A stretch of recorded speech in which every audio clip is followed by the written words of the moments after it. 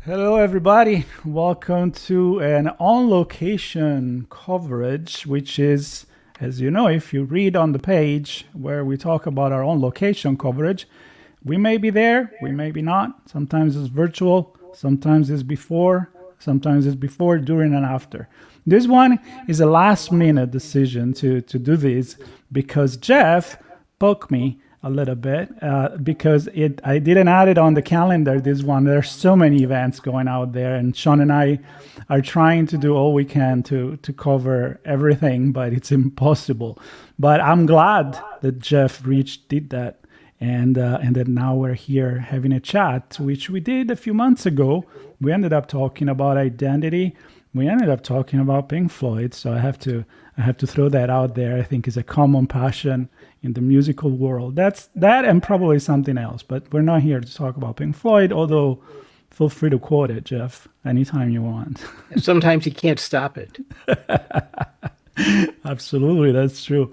Anyway, I know that people that watch this show and listen to this show know who you are, but I would like to start with a little refresher on who is Jeff Reach. And by the way, we're going to be talking about an event that is coming up in September that also has an event within the event, but you will explain it a little bit better. So let's start with you, and then we move on the event we're covering today.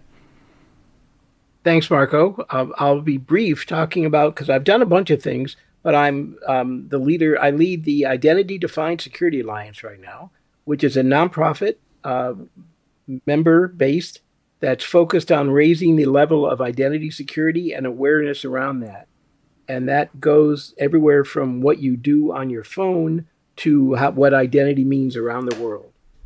And when we talk about the event, I think you'll see what that means more. Yeah. So identity, and we talked about that on the past episode, which I think people should listen. Identity is pretty much involved in almost anything that we do in the real life, in the virtual life, when we are on computers, we're on our phone, and of course when we move from one country to another and we use our passport. And I mean, it's really about who we are, or at least who can we kind of prove that we are who we are. I think we can summarize it a little bit like that. And the event we're talking about is Identity Week, which is going to happen September 11 and 12, 2024. So it's coming up very, very quick. And Jeff happened to do a couple of things there, right? So you're going to be talking there, presenting, and you're also running a SIDI HUB event within the main event. So tell us a little bit more about that. Sure, I'm happy to. And thanks again for the opportunity. I'm going to start with talking about Identity Week. Now, this is an event that occurs in the EU. It occurs, well, technically the UK, I guess, for the EU as well. It occurs in the Americas and in Asia. And the Americas event is September 11, 12 at the Washington Convention Center in DC. I'm going to be speaking on two panels on the 11th of September. The first one is Interoperable Digital Identities. And I'm going to bookmark that for a minute because I'm going to be talking about what that means more in just a minute with the other event that we mentioned. And the future of payments. I actually had someone address a question to me saying, what does identity have to do with the future of payments? And I asked a question, with the exception of you taking cash out of your wallet and handing it to someone for a service. And sometimes you have to find people that can actually still do that, right? and I'm okay with that because I rarely do it, if at all. If you're doing anything other than that, you have to identify yourself. You have to log into Venmo. You have to log into Apple Pay or whatever it is you're using. You have to identify yourself with whether it's a Face ID or an ID and a password, whatever it's going to be, thumbprint, you have to identify yourself. Now, that's a simple form of payment. Let's get down to, and I've done some consulting work in the past where an organization sent an invoice to one of their largest customers. And the response they got back was, we already paid this. Whoops. And they were very surprised. This wasn't a $50 invoice. This was 7 digits, pardon me, of revenue that they were expecting. And when they looked into it, they found out that the invoice that their customer paid was an invoice that looked a lot like theirs. And it looked like it came from their email account, even though it didn't. But the bank information they gave to say, wire your money here, was a bank in the People's Republic of China. So that money was gone. With a SWIFT transaction, sometimes you can get something back within 72 hours, but this is well past that, a couple weeks past it. And they blamed it on their IT system. And an IT system would not have fixed this because you didn't know who you were dealing with and they didn't know who they were dealing with. So identity and payments, there's just one example. Identity and payments is crucially important. And we don't have a consistent way of establishing trust for identity when you're making payments like that. So I'll be talking about probably that example and then some others about what identity and payments really means going forward. I'm going to give one other quick example of that. Refugees, and there are a measurable percentage of the world population right now are refugees. It's more, it's more than just like less than 1%. Refugees often have a challenge of saying, I don't really have a country. I don't really have any form of true identification. But I want to come here. Being given refugee status. I want to work. I want to establish a bank account. They can't do it because they can't identify who they are. So when I said it goes from something on your phone to worldwide, I think I just gave a pretty good description of what identity really means nowadays for us. And that's only going to increase. Jeff, can I ask you a question? On the one that, the second one is very relevant because we're talking about people that they need to restart a life and they need to be able to recreate. And it's hard to say, again, are you just like who are you really in that case? That's a big question. But somehow you need to be able to identify this person and say, now you can move on with your life and rebuild something. But the one before, the way you describe it, and the pointing the finger to IT, is that was that like it sounds to me it's considered like a phishing type of operation there.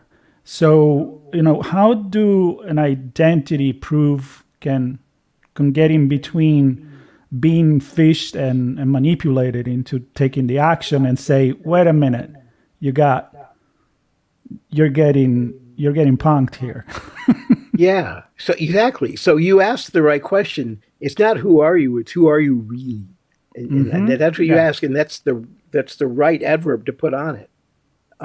So when I was with this organization, they said, what can we do to fix this? Because what happened, it was a form of phishing called business email compromise, where someone created a domain name with one letter that looked similar but was different. Yep. And they were able to get a hold of one of their invoices, which in all honesty isn't that hard to do. And they copied it. So they created an invoice that looked the same, that came from a domain name that looked pretty close to it. And anyone not paying attention, which is all of us at any given time, said, fine, I approve this, go process it for payment. And from then on, it was considered valid. Right? So when I was asked what technology can we put in place to prevent this, and I said, well, there's two things you can do. First of all, the phone still works. You could ensure that, because the question was, where's the risk? Who really has to pay for the millions of dollars that was lost? Because they want to know, could they really charge their customer now? Which was their choice. Of course, they were going to lose that customer if they did.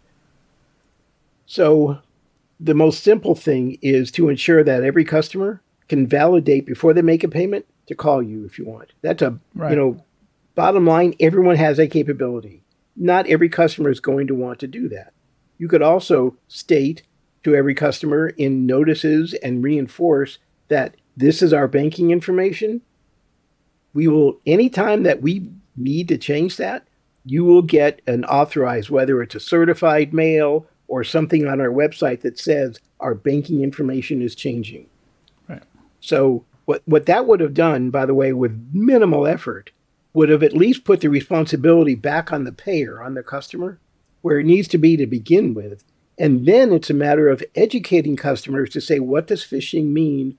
What do you need to look for? You could just validate that your accounts payable department never makes a payment that doesn't go to a domain name that you already pre-registered with your vendor. Mm-hmm. Like if it was IDSA.org and the domain name was anything else, don't pay it.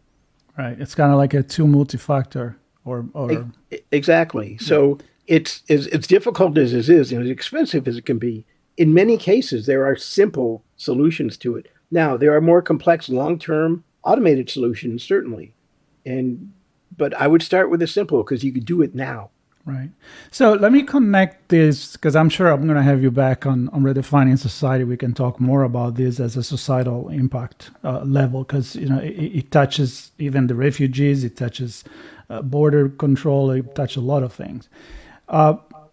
These events like Identity Week, it's not just for government or just for enterprise. I mean, it's kind of like trying to put together different players, because, and I'm reconnecting to how do we manage this? If we don't all agree on some kind of steps and way to secure each other's business or each other border, each other country, and everybody does whatever it wants, I think kind of like in a Far West, which may be where we are now. I don't know. I'm probably exaggerating, but the importance of putting people we're pretty together. Close to it.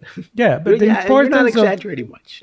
Yeah, the importance of putting people together in conference that involved government, enterprise, developer, and all the people that are in the cybersecurity space.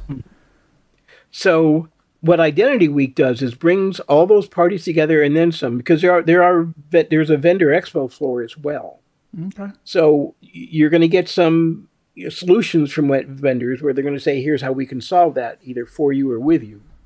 And the vendors are going to be fine, but I offer caution, because anytime someone says buy this one thing, like it's kind of like the clickbait, this one trick will solve all your problems. Just be aware, it might not. It's the easy button. People want it. Yes, exactly. But the panelists and the speakers there are going to give real life examples, like I just did, of here's what's going on. So start expanding your awareness and knowing what you can address. And what you need technology for, go talk to the vendors about what's out there. I would offer never buy a solution until you really know what your problem is. So define it for yourself, get that awareness, and go see what solutions are there. So all the right people are in the same space for a couple of days at Identity Week. Now, one thing Identity Week is doing, and we really appreciate this, is I'm also a member of another community called SIDI HUB, which is the Sustainable and Interoperable Digital Identity Hub. And we are a collection of some government people, some commercial, a lot of nonprofits like IDSA that are focused on what can we do to start normalizing what identity means, so that when you do the example you used, Marco, when we get to the point where you can have a digital identity in your digital wallet on your phone, you can present that at a border and say, this is who I am, and that border agent will trust it and trust you, just like they do with a passport today. Mm-hmm. That is coming in our future. The challenge you referred to, though, is the U.S. may say, well, here's how we're going to do it. And if France says, well, here's how we're going to do it. And then if Australia says, well, we're doing it this way, it doesn't work. Mm-hmm. So we want to find a way to normalize all that. And it's more than just passports. It's banking with refugees. It's cross-border issues. It's data transfers. All of that. We want to find a way to normalize and standardize that through the standards organizations. And I'm guessing at some day it'll end up probably being a UN-level treaty, just like the treaties that exist now for passport acceptance. At some time in the future, but without the vision, we don't know which steps to take. I believe that's going to get there. Now, SIDI HUB is meeting the day before Identity Week, and Identity Week is hosting us. They're giving us facilities, and we really do appreciate that. and we are bringing in people from different governments, from different countries, different continents, to address this. We've had summits in the past in Paris, in Berlin, in Cape Town. We have DC coming up. We have Japan coming up in October. And then after the first of the year, we'll be in Brazil. So we're doing these summits around the world because this is not a technology-only problem, and it's not a U.S. and the EU only problem. This is a worldwide thing we need to address. And the only way to do that is to include the world. I couldn't agree more because, as you know, I'm not the cybersecurity guy. I just happen to talk about cybersecurity in the societal context. So I looked more at politics and sociology, and what you just said about identity, I can say is cybersecurity in general, right? I mean, how do I know where this attack come from? How do I know? How do I put a label on it? How do I attribute the cybercrime? Where is it coming from? Who is doing it? There's no border. And when you talk about the border, the real one, again, if we want to live in a global economy and community, we all need to agree.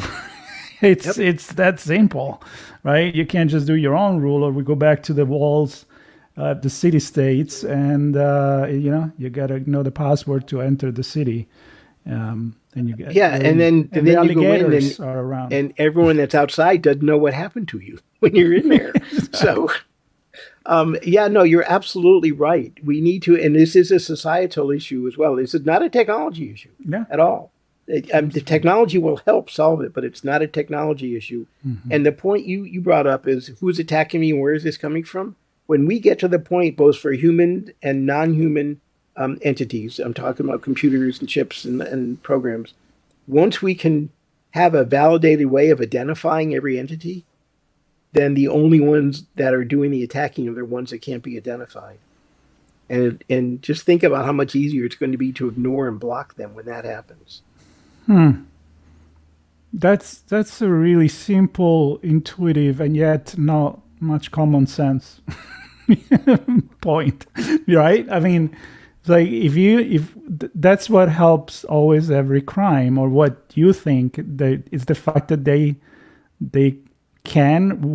try to get away with it without knowing. It could be a mask when you rob a bank in years and years ago, or in the movies that you still see, or you just do the same thing. You're masquerading yourself and you're disguising yourself, but you're doing virtually. So is there a solution right now for it?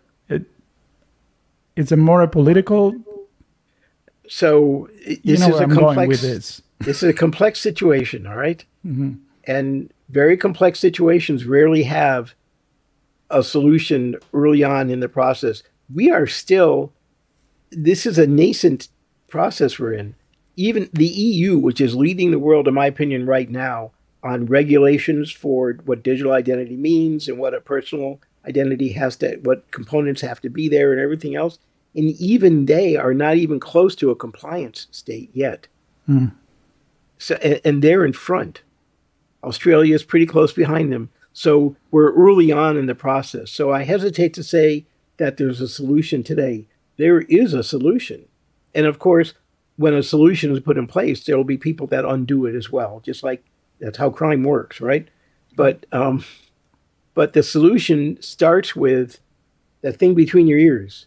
Because in the same way that, a misdirected multi-million-dollar payment could have been prevented, is the same way that you identify phishing, or a border agent can determine what a false identification document is.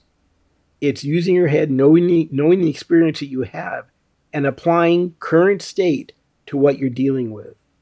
And as we advance in technology and we know where we want to be, that current state will evolve. So I know that's a very vague, long answer to you. Is there a solution? The answer isn't quite no, but it's also not yet. Right. And I think my point was more like, from a technological tools perspective, I'm assuming there are solutions.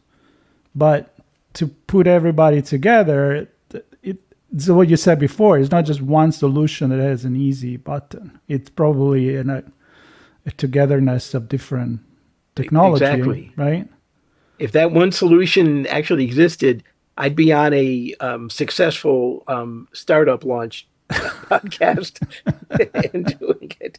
So, but there are good solutions out there, Right. but they are solutions that are components. They aren't the solution to the problem. And maybe that's where the difference is in your question. Right. There are solutions out there that are good components to what you need.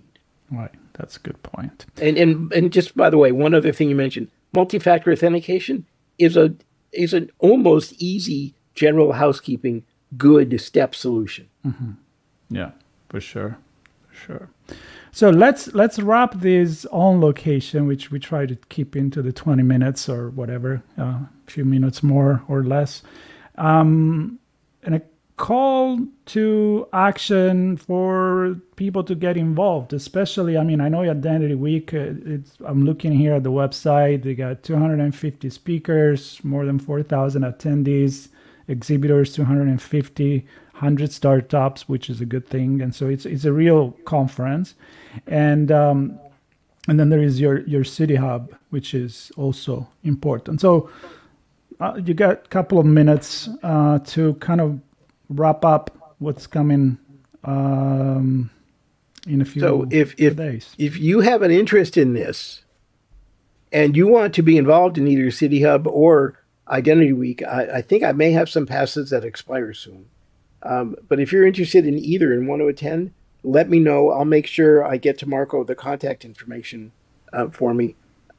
We'd like to include you. Just keep in mind, we're not looking for vendors to sell their solutions there. Should you come in and want to do that, we'll probably thank you and then close the door. It's a little too late for that. Yeah, but as long as you want to participate, especially working, supporting your governments and how we can normalize this, let us know for SIDI Hub. I still have, I think, a couple passes for Identity Week, as I said, that I'm happy to get with you. Everyone can get to the expo for free, but the pass I have gets you into all the conference events as well. Love to see people there. And it doesn't end there, by the way. You know, there are a lot of activities going on. SIDI Hub is going to continue. From an IDSA perspective, you know, we are starting to ramp up planning for our next Identity Management Day, which is April 8th. I had to put that plug in. Yeah. Also a reminder for me to actually have a conversation with you about that. Yes. It's just yet another opportunity. And there's always membership with IDSA that can keep you continuously involved in where we're going with the identity evolution.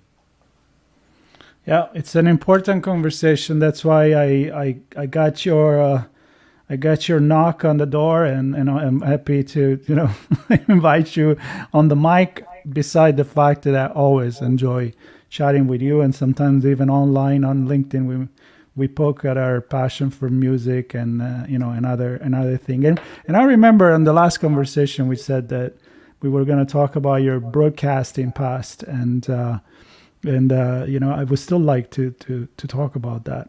Well, that's something we can do one day. Yeah. I'll share with you. My air name was Sonny Richards. There you go. Okay. It comes across easier. It was a long time ago. It was back when my voice still worked really well. I think it still does. You're a great storyteller, so there's room for that conversation as well. Like I said, I always enjoy talking to you, and this was an excuse and definitely a great topic to present. Of course, identity and Identity Week America and the SIDI Hub, and as you mentioned, people can get in touch with you. I will put in the note for this podcast or in YouTube if you're watching a way to get in touch with Jeff and links to the events and get involved. That's the most important thing. We need people to get involved, as Jeff said, from everywhere around the world, because it's not something you're going to win as an individual or one entity. Yep, we all need to be there. Marco, thank you very much. It's always a pleasure being on here and always a pleasure talking with you. I always enjoy myself. And everybody else, stay tuned. There's many more coverage and interesting conversation coming from where this came from. And that's it. Till the next one. Thank you, Jeff. Thank you so much. Thank you, Marco.